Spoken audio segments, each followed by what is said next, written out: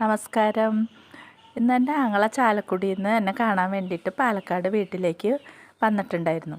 അപ്പോൾ കുറേ കാരയ്ക്ക പഴുത്തത് അവൻ കൊണ്ടുവന്നിട്ടുണ്ടായിരുന്നു. ഞാൻ ചെറുപ്പത്തിൽ എപ്പോഴോ കഴിച്ചതാണ് ഈ കാരയ്ക്ക. കടകളിലെല്ലാം പോകുമ്പോൾ ഞാനിത് അന്വേഷിക്കാറുണ്ട്, പക്ഷെ കിട്ടാറില്ല. ഇതങ്ങനെ കിട്ടുന്ന സാധനമല്ല എന്ന് തോന്നുന്നു കടയിൽ നിന്ന് മേടിക്കാനായിട്ട്. അപ്പോൾ ഇതിൻ്റെ പഴുത്ത കാരയ്ക്കയും പിന്നെ ഇതിൻ്റെ മൂക്കാത്ത ചെറിയ കാരയ്ക്ക് അച്ചാറിട്ടതും എല്ലാം കൊണ്ടുവന്നിട്ടുണ്ട്. അതാണ് ഞാൻ ചെറുപ്പത്തിൽ കഴിച്ച കാരപ്പഴം. ഇതാണ് കാരയ്ക്ക അച്ചാർ.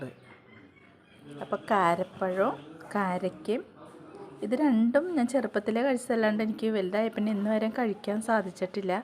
അപ്പോൾ ഒത്തിരി നാളുകൾക്ക് ശേഷം ഇത് കിട്ടിയപ്പോൾ എനിക്ക് എന്തെന്നില്ലാത്ത സന്തോഷം തോന്നി.